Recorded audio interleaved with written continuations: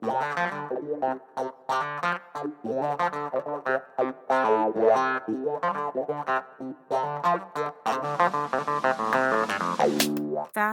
film, food, and music, some of our greatest loves in life.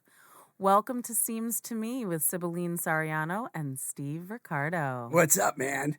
Hi. What a week we've had, huh? Yeah. And a weekend of incredible weather. Oh, yeah. Which is unusual around here for April. Well, man. Mostly No, unusual. that was like 78 degrees. I was in the gallery all day with no fresh air, but, otherwise it's all good. So that was super fun last week, I gotta tell you. I really enjoyed talking about film, fashion, food, and music with you, Steev. I enjoy talking about those things with you. I don't know much about fashion and food, except I like to eat. And I think we all like to eat, I failed you right? today, and I wore a Vans T-shirt. It's all good. I don't have a button-down shirt on. At least I you apologize. comboed it. You got a little fashion thing going there. He's got a cool necklace. I didn't quite see. He's got a vibe. I didn't see what you're seeing when I looked in the mirror, but okay, I'll take your word for it. So one of the things I was listening back on, I was like, you know what? We missed me talking about a little blurb I wanted to say about cologne and how important it is to smell good, men, gentlemen out there. It's really important to have a scent, in my personal humble opinion. And, don't underestimate the pheromones that, you give off when a woman smells you walking in the room, We don't want to smell what your clothes smelled like last week, you know what I mean? So I just wanted to mention that. And something we were talking about, I guess, Wasn't there a specific cologne, though, that you were going to talk about? I was. See, Thank you for I remembered. bringing that up. Yes. Well, I think I started to say that I'm a big Tom Ford fan. That is my man right there. All across the board, Tom Ford has done nothing but incredible things in his life with fashion, makeup, perfume, cologne. But he has basically what is considered to be a unisex line of beautiful smelling cologne perfumes. And so I personally wear Tobacco Vanille, which is a tobacco and vanilla scent. And a lot of people have told me it smells like root beer on me personally. Apparently smelling like root beer smells good. I would think so.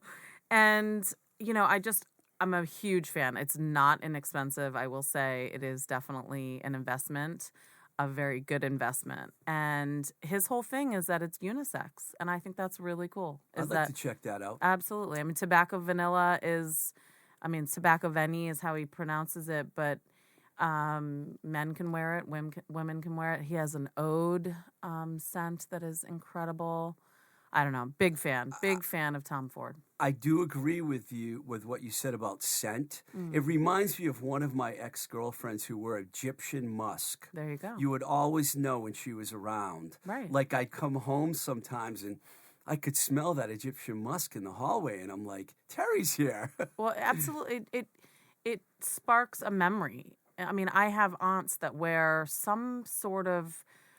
I always ask women when I smell this on them because I don't know what it is, but it's either a Chanel scent or it's something else that's very unusual. But when I smell it on women, I'm stopped dead in my tracks. And I had a boyfriend in high school that wore Aramis. I mean, I was a big fan of Jacquard Noir, and I know it's old school, but a good cologne or a good perfume goes a long way. It just really I'm is not going to important. dispute that. I'm not much of a cologne wearer. I think I did go through a Old Spice phase when I was 14, but I soon changed my ways and went all on natural. Well, we're going to find you your very own I can't scent, wait. Steve. Okay? I want a sponsorship from a men's cologne company. Or if you're out there listening. Yeah. Well, yes. Tom Ford, are you listening? Check. So let's talk about one little piece that I feel like you've mentioned to me a bunch of times on a personal level. And we've all been going through this with this whole weight loss, weight gain, COVID-19. I'm, gaining the COVID-19. I'm losing the COVID-19, whatever it may be. And tell me, you mentioned last week that you gave up alcohol recently. Is that due to something? Well, I think COVID increased my alcohol intake. Mm-hmm. Yours and a lot of people's, huh? I decided, because I gained extra weight that I never had before, so I decided that alcohol was one of the things I needed to take a look at. Mm-hmm. And I eliminated alcohol. It'll be a month on Thursday. And I already feel better. I feel like my face is better. It looks better. And it does. And I'm doing a lot of different things, actually, in the morning now. I'm drinking a lot of celery juice. I like celery juice. It's really good. Unfortunately, it's expensive if you don't have your own juicer, especially if you go to Whole Foods, which is where I go to buy it. But I love, just say celery, cucumber, and lime juice together. Mm-hmm. Fantastic. Yeah, I'm actually currently just started with a nutritionist over the last couple months, and she's recommended this product called Athletic Greens. You mentioned that. Yeah, it's changed my life. Only in a month and a half, I feel so much better and I have so much more energy. It's basically 75 nutrients, minerals, and juices. Or vegetables, I should say. Sorry, vegetables. It's powder? It's powder. It's a powder base, and I just do, 1 scoop in water. I actually brought it with me today because I haven't had time to drink it yet. Where do you get it? I went to athleticgreens.com and got a online. little subscription thingy where you get it for $77. I mean, it's worth it. It truly is worth it because I think I was malnourished. What she has told me is that most people in the American diet, in our world today, are overfed and undernourished. Right? That makes sense. That makes you really think, right? So we all eat, but we're not getting enough vegetables, minerals, vitamins. I mean, even a multivitamin doesn't really even absorb into your system. You need the actual food. So I wanted to mention that because for me, when COVID hit and we all went inside and we were all just, home, I made this conscientious decision that, I've struggled mentally with my weight my whole life. And I think it's something that most people don't like to talk about if they do struggle with that. Mm-hmm. I've actually said to my trainers that I've had over the years, have you ever been fat? Do you even know what it feels like to struggle with weight? And You're you not said... fat.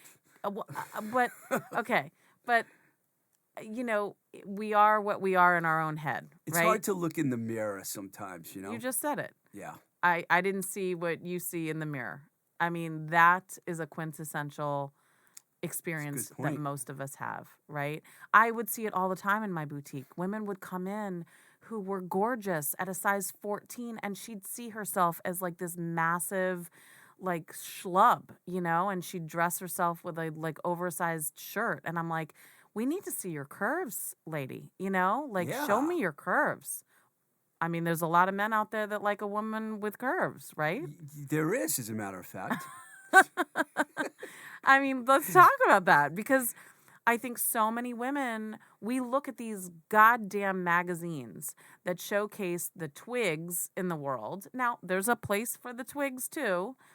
And my daughter's one of them, and she's going to grow up experiencing this. She's going to want something that she doesn't have. And the rest of us that are curvy look at that and go, this is what guys want, or other people. Don't you think it's a recent trend, maybe of the last 20 years, where curvier women started getting more attention, which I'm happy about, by the way? It seemed like everyone was focused on skinny. Even if you look at old Playboy issues and things like that, the women, they've changed. It's changing. I like it. Good. I like the change. Yeah, no one should be ashamed of their body, by the way, any kind of body size. I agree. And yet here we are, both of us who, we look at ourselves in the mirror and we see something that maybe we don't like or, we do like. I feel better right now. And I will say this. I will preface this by saying I decided in September of 2019, I was going to finally take care of myself, and I was going to focus on my exercise routine because I love to exercise, and also, nutrition was going to come second because I knew I couldn't do all of that at the same time. I started going to a small little gym that has like group workouts, changed my life. Really, I feel so much better, and I knew going through what I've just gone through in my personal life, which was a divorce, and I was with that person for 25 years of my life. Wow. Yeah. So it was like, I need to feel good about myself on the flip side of this. And I think everyone does, and I agree with you on that. Mm-hmm. Plus, you can't really be judgmental towards other people and how they look. Some people feel really good in their weight, whether it's skinny or heavy or whatever. Mm-hmm. Everyone should feel good. Yeah. Well, I think it's a constant struggle for a lot of people. And I think sometimes acknowledging that, for me, what I had lost was self-love. In that moment. You gotta love yourself. Absolutely. And I found it again, and that has been all the difference in the world.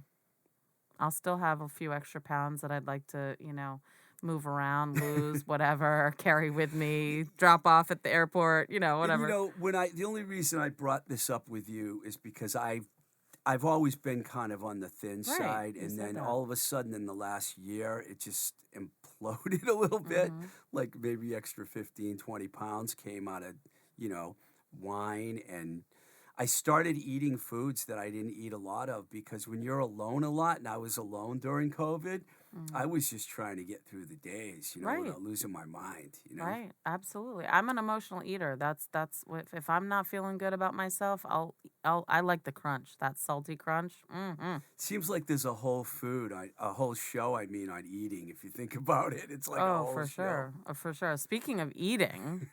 Let's talk about this burger I had on Friday night.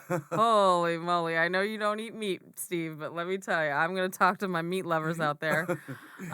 So a good friend of mine who I actually met at Rebirth Transformation Center, which is the place I work out, a little plug for them, in Wakefield. A good friend of mine that I started working out with, and we jived in the gym, if you will. She helped to open up Capitol Grill's new burger bar. Newbury Street? On Newbury Street. In Boston? It is called the Capitol Burger. Wow. And it is right on Newbury Street, right in the, hub of it all. And I walked over there from my gallery on Friday afternoon.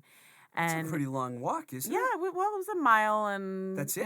mile and a half. Wow. Yeah, no, it wasn't bad. It was awesome to walk through the South End, and I love walking in Boston. Oh, it's almost good as walking in New York. Those are the two best places to walk. I used to walk home from Midtown Manhattan over the Brooklyn Bridge. I had so much fun walking home from work. That was a good time. But so I walk over there, and I will say it sure felt like life is starting to open up because there were so many people out and about, like mobs. This is that really warm day you're talking about. Well, this was Friday, and it was beautiful, and then Saturday was even more beautiful. Saturday, it was warmer. I mean, how so many people out and about, and the restaurant was jammed. I saw them turning people away constantly throughout the evening. But we'll talk about some of the beautiful people that we saw out and about this weekend. But I wanted to talk about the burger first. Mention the burger, yes. Okay, so I had the roasted mushroom, and it comes with Swiss cheese. I asked them to give me cheddar cheese on it. We did caramelized onions. Now, I am gluten-free too, and they have an incredible gluten-free bun, which most restaurants do not have, okay? They either don't have it. I mean, things are starting to evolve now. People generally will have a gluten-free option now for bread. But I'm sorry, but if you're going to eat a juicy, tender burger, you want a bun. You want to pick up the burger with the bun. There's nothing. I'm sorry. Don't give me lettuce. Exactly. Two-handed burger. And so their burger is like, I should have double-checked this beforehand, but it's like 3 different types of meat. It's like brisket and a couple other parts of the cow. And and my girlfriend got hers well done, which I know to the world of chefs and meat people, that's, sacrilege. But I got mine like medium and medium to plus, because sometimes I don't want to I would have eaten this thing like medium rare, because it was just so tender and juicy. Apparently the space used to be Paparazzi, and before that it was a French restaurant. It's got like a kitchen the size of this room. Apparently it's a very small kitchen. I don't know how big this room is, so I can't really tell our listeners. Call it like 4x6. But I mean, apparently the restaurant's kitchen is teeny tiny, and they use a press for their burgers. So they actually don't need to have a big old open grill. They don't even grill the burgers.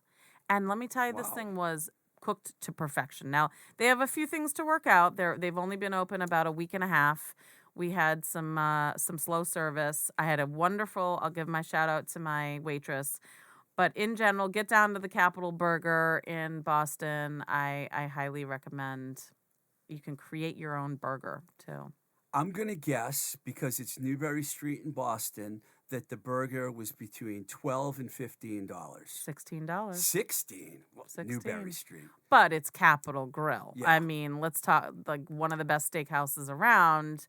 And to me, to get a burger for $16, I thought that was pretty good. I mean, and not just your average burger. Do they have a plant-based? Yes. They do? They do. They have a vegetarian option. Okay, maybe I will check it out. Yeah, and I'd be interested to see. Plant-based. Yeah, I'd be interested to see. That's $17 probably. Right. You add the gluten-free bun. They always jack up the price for that, Oh, you need almond milk? Here, $2 extra. Oh, you need a gluten-free bun? $2 extra. It's Boston. Yeah, well, it's probably everywhere. But yeah, let's get down there, and you will experience the vegetarian option at the Capitol Burger, and I will go back and get that exact same burger. I'm down because for it that. was amazing. As long as they have French fries, I'm down. Yeah. Well, yes. Oh, they yes. Must. We did. We got Parmesan, truffle, French fries. You don't mess around when you go out to eat. That's why you wanted the food segment on this show. Yes. I am. Can I go all the way back for a second to Wakefield? Please. Oh, please, yeah. Because we're talking about food. Mm-hmm. I was actually living in Wakefield when I moved back here from New York City around 96. And Wakefield has a couple of really good places to eat. That place, Brothers, it's fantastic. Right on Main Street. It's run by Greeks. Greeks know how to cook. Oh, and then there's an Asian restaurant across the street, and they have the sushi burrito, which I love. Okay, we'll have to touch base on those guys. I've been going to Brothers. They have one in Danvers Center. And I take my dad there, and he loves the lamb there, and he also loves an omelet there. And I love the spinach pie. Oh, yeah, they're famous for that. Oh, we're going to talk about Greek food at one of these days, because there's lots of Greek locations we can touch on.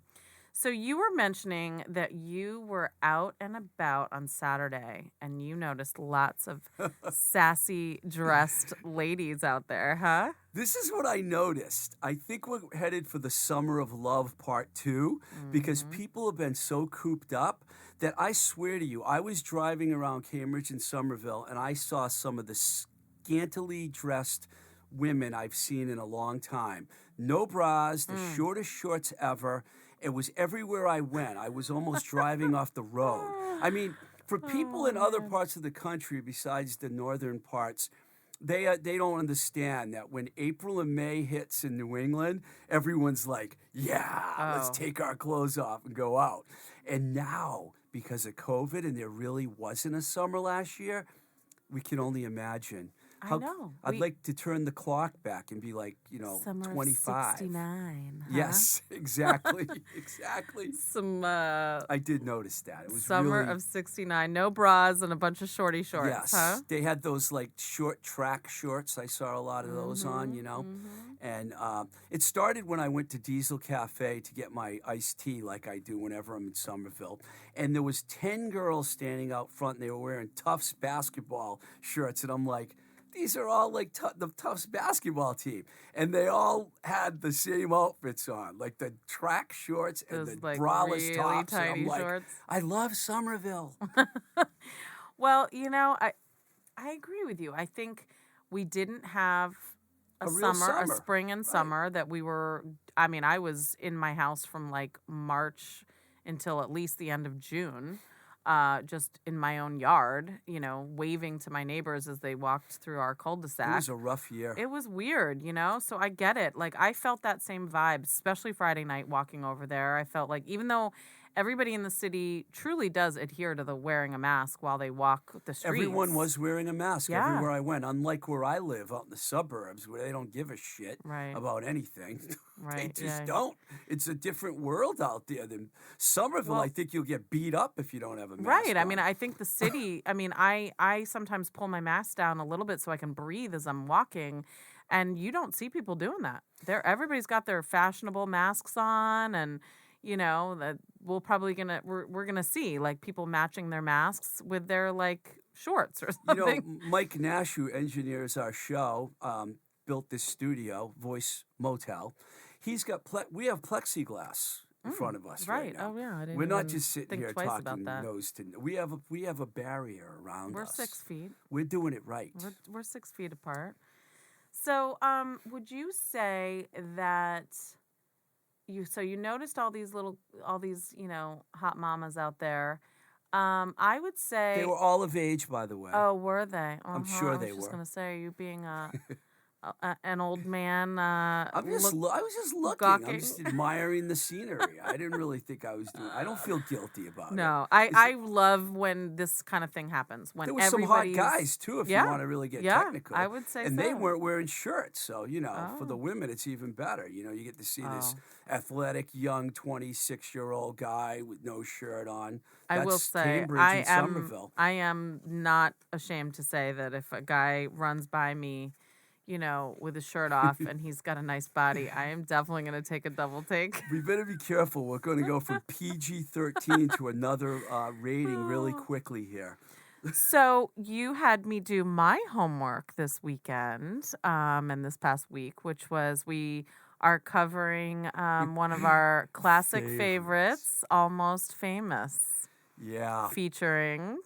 Well, it's hard to believe, first of all, that film came out 21 years ago. Was it really? 21? 21 years ago. How is that possible? Well, it's Cameron Crowe, who did all these other great films before it, like Say Anything. Jerry Maguire, I guess, was pretty good. He actually wrote the script for Fast Times at Ridgemont High. And to do it, because he looked really young for his age, he went and spent time in a high school when he was 21, and he used all personal stories. I know we're going to talk about Almost Famous, but that's when he started. That was the first thing he did. So tell the audience who Cameron Crowe was, just for the average listener. Well, he grew up pretty unusual because it's actually, when you watch Almost Famous, it's his bio. Is that him? Yes, that's the him guy he's writing about. Oh, when he was young, he skipped a few grades, and he had to go to high school when he was a lot younger than other kids. And he wanted to be a music writer. So he started writing for a couple local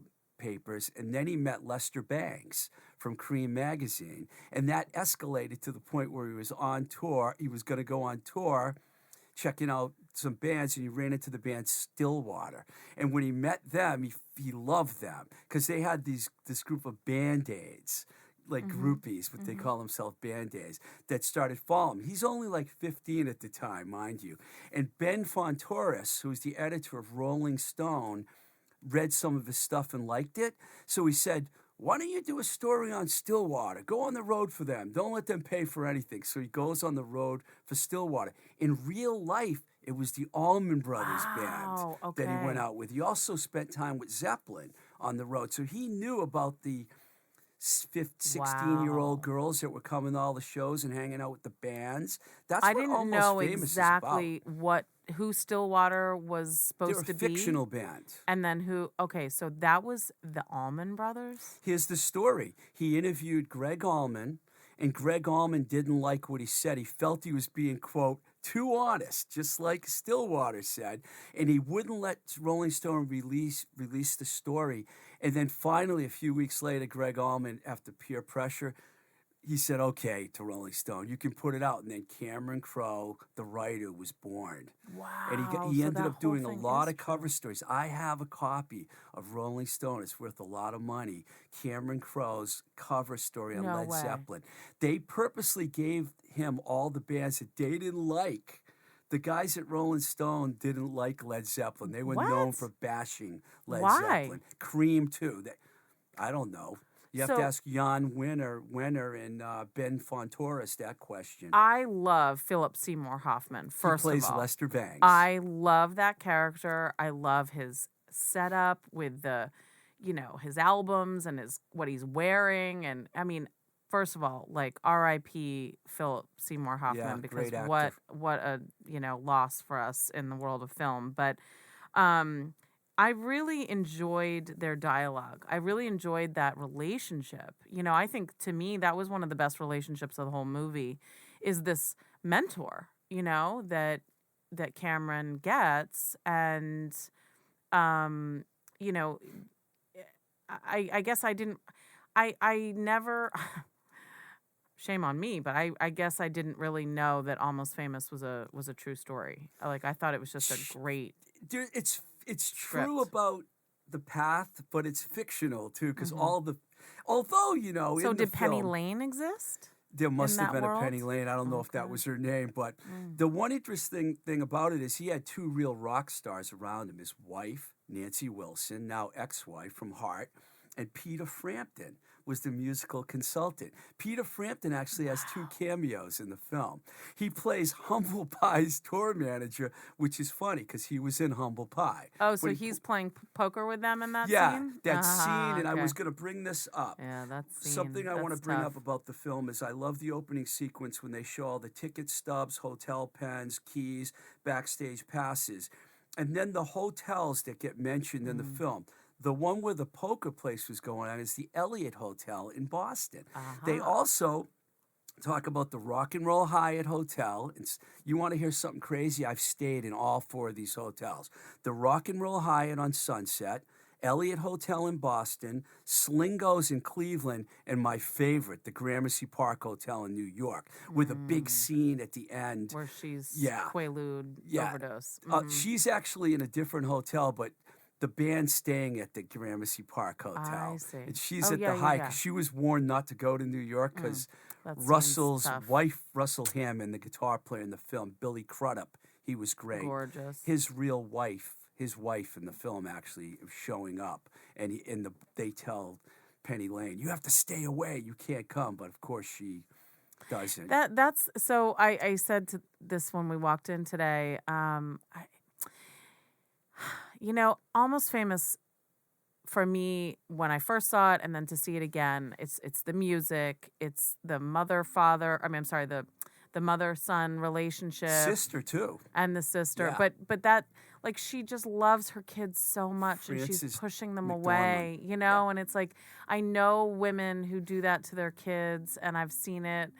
And, it's like so painful now that I'm a mother to, like, see that, But you feel her love so strong, and the relationship he has with his mother, it does seem really quite beautiful. When he won the Oscar for Best Original Screenplay, he thanked his mother and his sister first, because he said this was about our family and how they grew up. There was no father, but they grew up like that.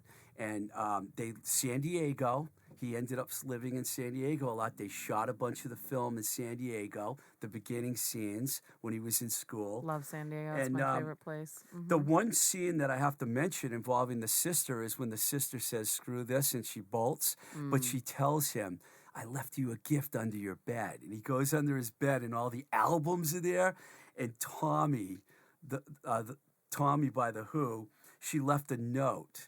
And the note was, light a candle and you'll see your future. Yeah. And the kid, when the record's spinning, I'll tell you, I've cried more times watching that film every time. Because, it reminds me of myself. I grew up as a writer. Yeah. I wanted to be a writer, and then I wanted to be in the music business. Right. And I went You in a different identified path. with him. Oh, totally. Totally. And it's so funny because I identified with Kate Hudson's character. You know, it's like your desperate search for love your whole life. You know, you want the guys to love you.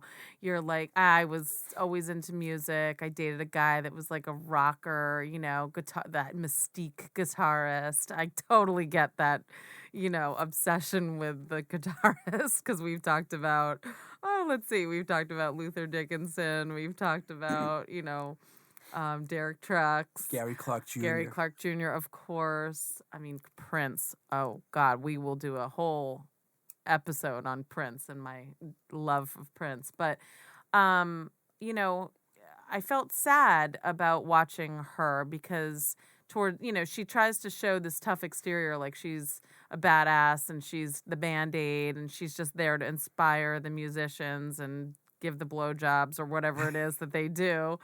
But, you know, you see that she just desperately wants him to love her. And that's that scene when you just spoke of when they're in New York City and she's not supposed to go and she gets told to leave.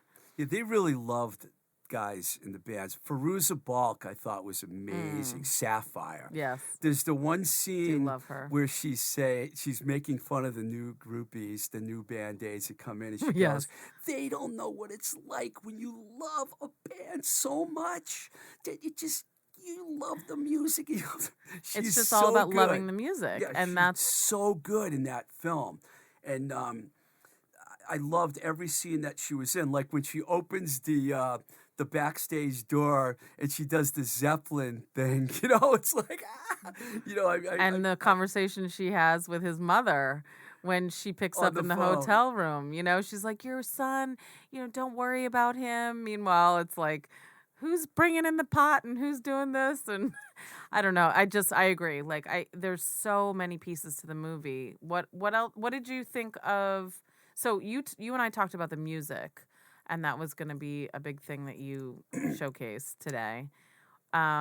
What's your favorite song in the whole? Well, before I say that, I'm going to use a line for the song because I couldn't remember, but I have it in my computer here. She opens door and yells out, "Does anybody remember laughter?" You know, it's a line from the song Remains the Same. Robert Plant says that. You have to say that the best music scene is definitely Tiny Dancer. Oh, when they're on the bus after Russell does his "I'm a golden god" and jumps off the roof and they rescue him, and then that song comes on and they all start singing along. Well, and everybody's pissed off at each other and the song brings them together. Elton John did a fine thing letting them. You know, Cameron Crowe had to go to England to talk to Led Zeppelin about using their music in the film, and he gave them 4 songs. Tangerine was the song at the end, because they would, at that time, would not give anyone any of their songs. But Cameron Crowe, because he was able to get a Led Zeppelin song in Fast Times at Ridgemont High, the scene where the guy's on the date and he goes, the first thing you do is you put Led Zeppelin side 2 on, Led Zeppelin 4 side 2. And that, so he already had a relationship. So he went there and he convinced them and they gave him 4 songs for the movie. So I'd say Tiny Dancer, Tangerine. There's one scene, the Golden God scene, where Deep Purple, Burn is in that scene. Before that.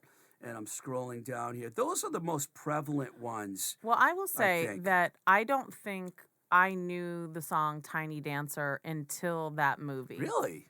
I mean, I remember really being touched so much by that song. And I've actually tried to learn it, to sing it with my previous life. And, you know, it's not an easy song to sing, actually. It's not an easy song to get because and even when I've played it, when I've been around my ex and some of his musician friends, like they've told me about some of the octaves, like as Elton has written it, you know, when you're playing the guitar.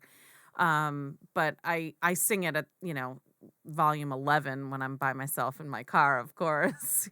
But it is such an incredible scene. That's probably the most. There's a lot of great scenes in that film, but you gotta think that that's the best one. I mean, they're in a tour bus, and it was before they got the plane.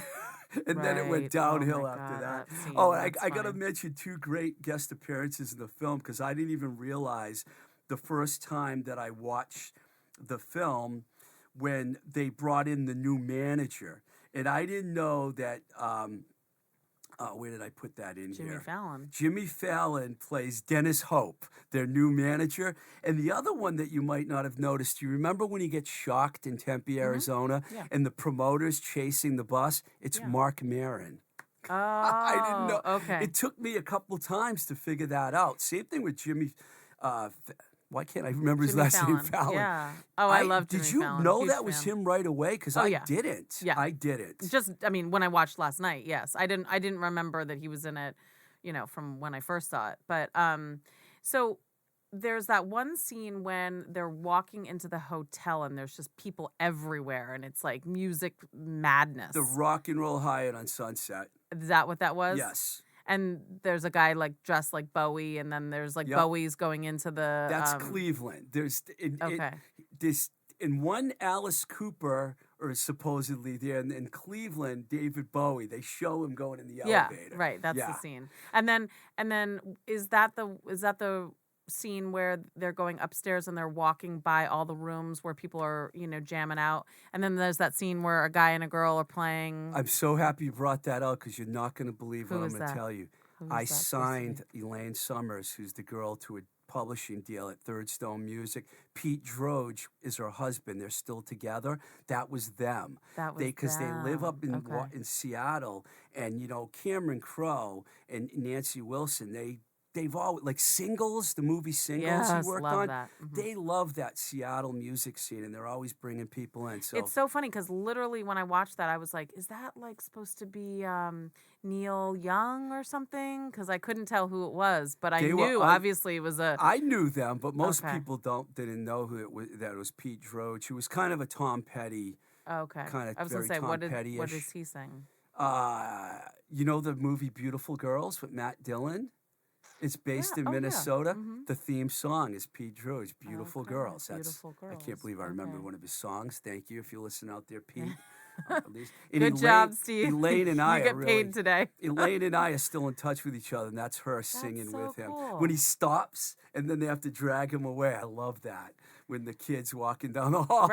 Right. And then that kid that like is obsessed with Led Zeppelin, is that like kind of an ode to Led Zeppelin through absolutely. The whole thing? There's a lot of secret little mess. Cameron Crowe's a genius. The one other scene I totally forgot that I loved is when the bus stops at a rest stop and they leave without the singer. Yeah. And he's running down the road. I'm only the lead singer. Yes.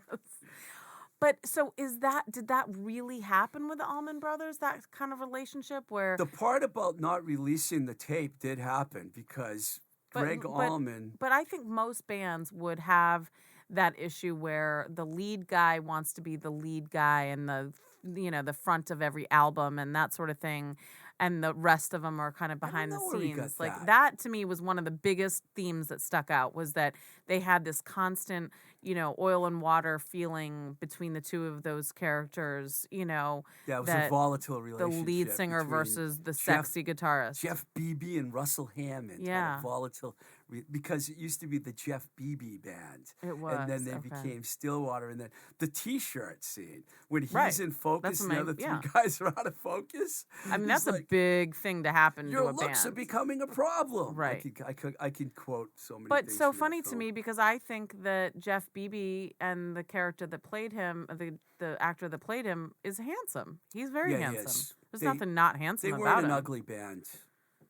They weren't an ugly band. They were a good-looking band, I thought. But, it's like a fiction.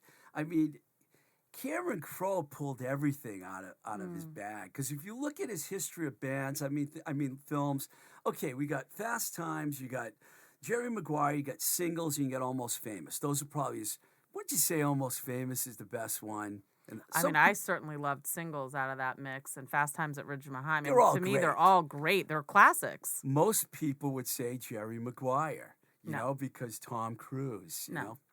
But Cuba Gooding Jr. is the best part of that movie. Didn't he win the Show best me supporting... the money! Show me the money, right? That's the best part of that movie. And You Had Me at Hello. Those are the two quotes that we all walk away with. You Had Me at Hello. Yes. Someday. Yeah. It was one, I've seen the film so many times. I mean, I'm so geeked out right now. I put 25 different notes about the film, and I only think I talked about 15 of them because every scene, and there's the director's cut.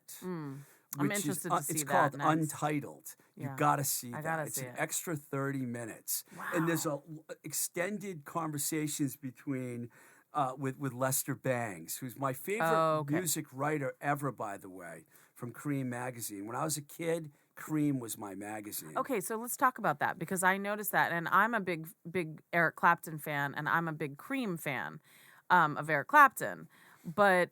So I don't think there's no connection there, right? I don't think so. So why would a music magazine be called Cream? Wow, you're really hitting me with that question. I don't have an answer for that one. The thing that I loved about Cream magazine is, you know where they were based? Detroit. I noticed that Detroit Sucks T-shirt that he's wearing. Yeah, that was a joke because Lester Bangs actually moved from California to Detroit to live there. But when he worked for Rolling Stone, he didn't live in New York before they moved. So he worked for Rolling Stone. Yeah, so they were in San Francisco and they moved to New York, and he wouldn't move to New York. He stayed in California, but he also died really young. He OD'd. Did he? Yeah, which is sad. Bummer. Because I love reading his reviews that he wrote. He was unmerciful, like he says in the film. His reviews were like there's one scene where he's talking about how much he doesn't like Jethro Tull and the Doors, but he loves the Guess Who because they're brutally honest and they're drunken buffoons. And then he puts Iggy Pop on, But isn't he also basically telling the main character all the bad things about the writing industry? Don't become friends with the rock stars. Don't go. He was trying to basically tell him don't go write for Rolling Stones. So for you to tell me that he wrote for the Rolling Stones prior to that is interesting. Well, it was after Lester Bangs. He called Lester Bangs up to ask him for advice. And all the quotes he gives him are fabulous. Love the whole it's a think piece about a Midwestern band. Yeah. Lester Bangs is. God, if you can't tell, I get all emotional when I think about him. I need to know more about him. Yeah, he's brilliant. Okay. So, one thing that when I was actually searching yesterday for, or 2 days ago for Almost Famous and how I was going to watch it, I came across Studio 54. So we are going to have to cover Studio 54 next time, okay? And so we'll talk about that because I'm totally obsessed with that all of a sudden because it's all about launching a business and having it be successful right off the bat. I know your dad, Jean Sariano, who's the feature artist right now at your gallery. You should plug your gallery at every show, actually. Okay, Cibeline, the art gallery. We'd love to have you come down, please. It's in SOA, 460C, Harrison Avenue. And on your way there, listen to the Blowing Smoke with Twisted Rico podcast. Exactly. Let's do some shameless plugs here. I know your father hung around with Andy Warhol and all those guys. Did he ever go to Studio 54? I've got to ask. I meant to ask my mom and my dad. I'll be seeing my dad on Wednesday to take him to the dentist, and I'll ask my mom today. But I'm betting he did. But let's talk about the fact that was 1977. I was 3 years old. So yes, we lived right down the street, but I was 3 years old. So were they going to Studio 54 and raving their faces off, basically? Raving their faces off. It's funny because it really wasn't called to rave them, but that's but exactly that's what it is. Yeah. That's a really good point you brought up. I went into Studio 54. It became another club, and I can't remember what, and I actually was in that room once. One time when I lived in New York. It's still there. I mean, I've driven by it something else dozen now. times. I don't know what it is. More than theater a dozen or times. something. Yeah. I mean, we'll cover that. I'll be super excited to go there. But so tell us, you've got your the music piece that we're gonna kind of close on today. Who are we talking about today? Arcade Fire. I knew about them for a few years before I started listening to them. But in 2004, when I heard the Suburbs album, They're a Canadian band. It's funny because they played at TT the Bears a few times, and they actually have live songs that were recorded at TT the Bears. This is before they became huge. When the Suburbs exploded, they ended up winning a Grammy for that. It was that, and then David Bowie. I know you want me to bring this up. Yes, please. They played in New York City the first time. David Bowie and David Byrne from the Talking Heads both showed up, and they both fell in love with the band. So David Bowie and David Byrne are in the audience, and they're watching Arcade Fire, who is one of the best dressed bands out there, by the way. You had to bring that up. Of course I do. They were great. Instrumentally, that band is phenomenal. They are. I mean, you said to me the other day that you think that, is it Suburbs is one of the best albums? I think I might have said Arcade Fire is one of the best albums in the last 20 years, and I'll stick to that. Okay. I will stick to that. The best album or the best band? Well, The Suburbs, I think, is one of the best albums, but I think that's a big band, statement. Let me finish that other story first, because I know. Oh, yeah. So those guys both saw him, right? And then the next time, David Byrne jammed with them, and Bowie came back, and then he saw him. He said, I want to play with you guys. That's like a dream come true. In 2005, when they did Fashion Rocks, right up your alley, Bowie and Arcade Fire performed together on stage in front of all these fashion moguls. It was a benefit. I mean, that's like Eddie Vedder saying that when he played with, who's the dude that was his icon, like the guy from The Who, the lead singer of The Who. Roger Daltrey, Pete Townsend. Pete Townsend. Yeah. When he plays, he gets him up on stage, because I've seen Pearl Jam now a handful of times, and that's an experience, and we'll talk about Pearl Jam as well on this podcast. Oh, I got some good stuff on Pearl Jam, because I met Stone and Jeff before Pearl Jam. I worked with Mother Love Bone, so we should talk about that, definitely. I understand the obsession that people have with Eddie Vedder now that I've seen him play live. But anyway, I mean, I can't imagine being on stage, being a musician, and David Bowie jumping in or wanting to play with me. I mean, that's a huge kudos to Arcade Fire. It's funny. I love The Who and Pete Townsend, but to me, when you look at the Beatles and the Stones, right there below them is Queen and Bowie. It's like that's the hierarchy. You could talk about Hendrix and Dylan and all them, but as far as rock goes, yeah, I mean, Bowie. Who were the first two that you said? The Beatles and the Stones. The Rolling Stones and the Beatles. Okay. Not everyone always agrees on that. I don't. I know people who wouldn't agree with you on that. Probably, I know people that don't like the Beatles. I don't understand. I don't understand that, but I know I have some friends who I consider my music friends that don't love the Stones, and it's kind of surprising to me because I think Beast of Burden and. Oh man, there's so many Honky Tonk Woman and songs right. Them. I know, and the Beatles. Forget it. We can't even. That's like rock gods. But I mean, I would say, I really appreciated watching Queen, and we will talk about that movie too on here. But I know you're a huge Freddie Mercury fan. I saw Queen 3 times when I was a teenager in the 70s. Wow. Yes, that I'm must old. be amazing. No, I mean that's like an epic moment. I mean that's what I feel like. I got to see Prince. I paid big money to go see Prince, and I had great seats. And you know what? That's a once in a lifetime opportunity for me because he is my favorite musician. But I mean, to be able to say you saw Freddie Mercury and Queen, I know. That's big. That's a big deal. But let's talk about Arcade Fire. And have you seen them live? I was gonna wrap it up with that. You're very good. Your ESP is good. When the Everything Now album came out, this cemented it for me. I got to see them at the A&E Arena in Pittsburgh, and they completely crushed it from start to finish.